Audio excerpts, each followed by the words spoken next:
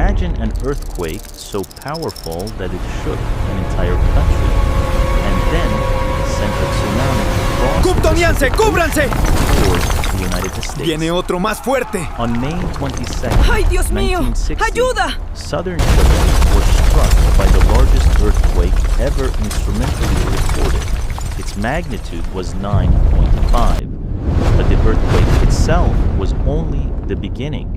The ground violently moved along hundreds of miles of coastline, and when the seafloor shifted, it displaced an enormous amount of water.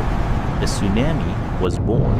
At first, far out in the Pacific, the waves didn't look like the gigantic walls of water people imagined.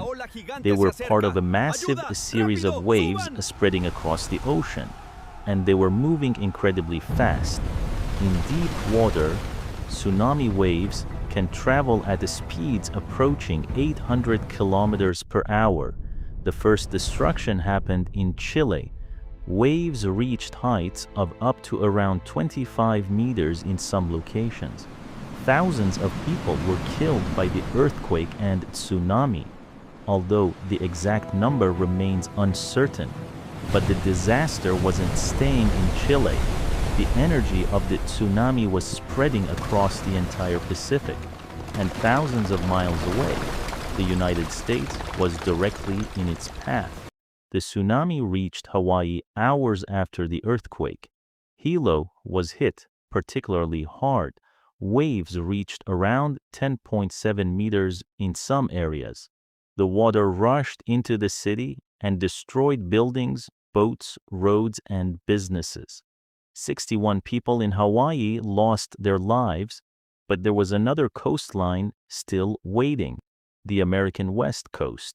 Along California, Oregon, and Washington, people were watching the ocean without fully understanding what was coming. The tsunami had crossed an enormous part of the Pacific. By the time it reached the mainland United States, the waves were much smaller than those that devastated Chile and Hawaii. But the smaller didn't mean harmless. In Oregon, waves reached around 1.8 meters.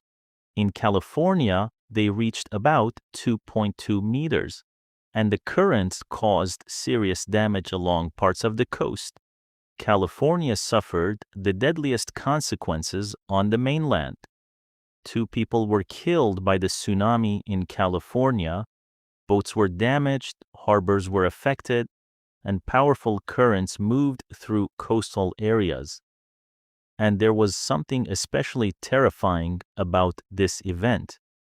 The disaster had started on the other side of the Pacific.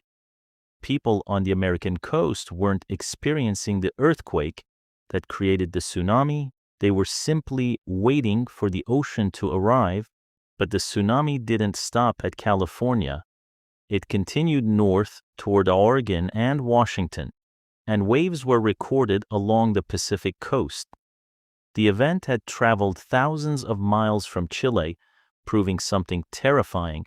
A tsunami doesn't need to begin near you to become your disaster. One earthquake in Chile had sent destructive waves across the entire Pacific, and the 1960 disaster showed the world why countries around the Pacific needed a system to warn people before the next wave arrived.